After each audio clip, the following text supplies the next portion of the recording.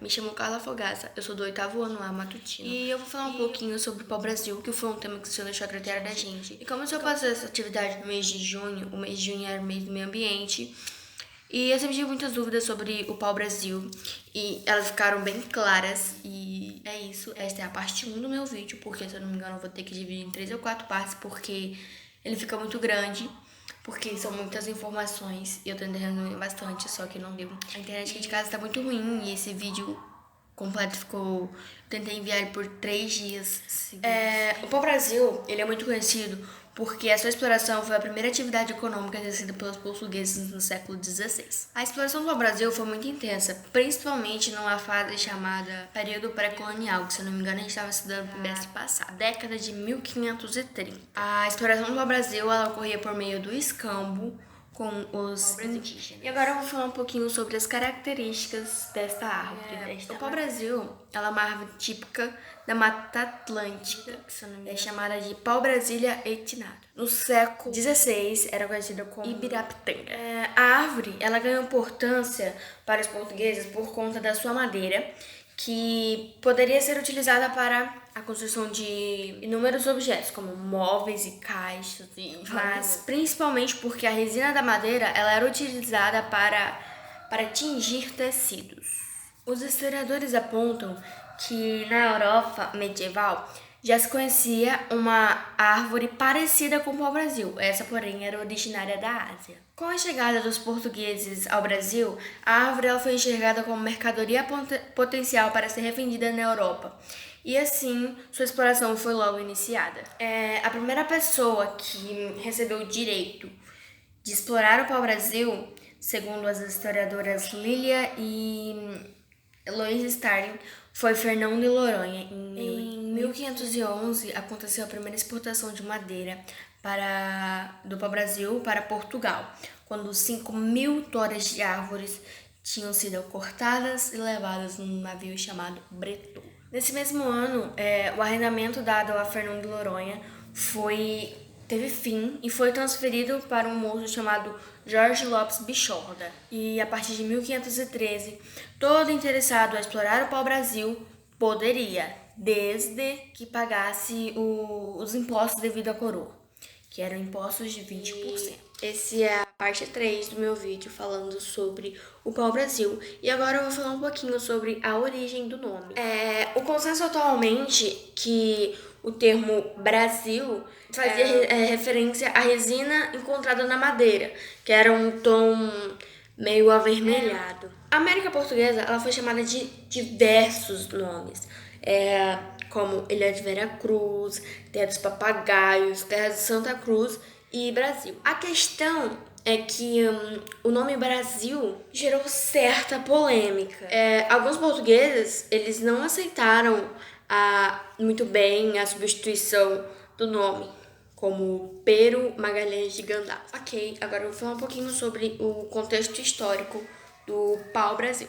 A exploração do pau-brasil durante o século XVI estava inserida no contexto da chegada dos portugueses da América. A chegada dos portugueses ao Brasil foi em 22 de abril de 1500, quando a expedição de Pedro Álvares Cabral avistou o Monte Pascoal, na atual região de Porto Seguro, na Bahia. A chegada dos portugueses ao Brasil deu início ao processo de exploração de terras. Essa é a parte 4 do meu vídeo falando sobre o pau-brasil. E agora o subtítulo é Como eram feitas as explorações do pau-brasil. A exploração do pau-brasil pelos portugueses, elas eram acompanhadas pelas feitorias que eram construídas pelos portugueses em locais litorâneos da América Portuguesa. Essas feitorias, elas eram basicamente locais onde era armazenado as madeiras que eles conseguissem explorar da floresta. Nessas feitorias, os portugueses eles contratavam o trabalho dos indígenas para que eles realizassem a derrubada das árvores. Porém, as árvores do Brasil elas nunca ficavam muito juntas, elas eram espalhadas pela floresta, e como os indígenas eles conheciam a área, eles conheciam o território, eles eram contratados para que eles realizassem a derrubada e para que eles achassem mais rápido a madeira e esse trabalho era realizado por meio do escampo. Segundo o historiador Jorge Couto, as feitorias elas foram realmente construídas.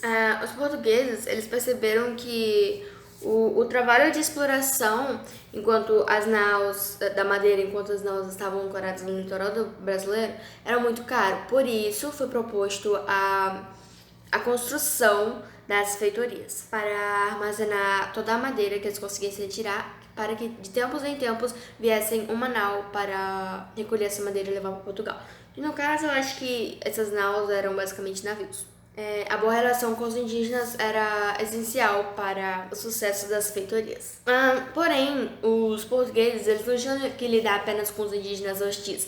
Tinha os franceses que, nos primeiros anos do século XVI, invadiram as terras portuguesas, segundo o Tratado de Tordesilhas, para negociar com os indígenas e contrabandear para o Brasil para a Europa. Como a princesa dos franceses ela foi crescendo, Portugal foi forçado a investir mais nas expedições. Essas expedições elas tinham basicamente a função de monitorar a costa brasileira, e se caso elas vissem qualquer embarcação francesa, elas tinham o direito de abrir fogo. Esta é a parte 5, é a última parte do meu vídeo falando sobre o pau-brasil. E agora eu vou falar um pouquinho sobre as consequências da exploração, porque obviamente tudo que a gente faz sem pensar tem consequências, e a exploração do pau-brasil não poderia ficar de fora, né? O pau-brasil foi o meio pelo qual os portugueses eles se instalaram no Brasil. Foi por meio do pau-brasil que os portugueses eles instalaram feitorias e fortes na costa brasileira. Estabeleceram relações amigáveis com certos povos indígenas. E, obviamente, a atividade ela aconteceu com tanta intensidade que foi responsável pela quase extinção do pau-brasil, já que milhões de árvores tinham sido derrubadas. A exploração do Brasil ela seguiu sendo realizada até meados da década do século XIX, e a recuperação de quantidade de árvores na natureza somente aconteceu na segunda metade do século XX. E foi isso, espero que vocês tenham gostado e tchau!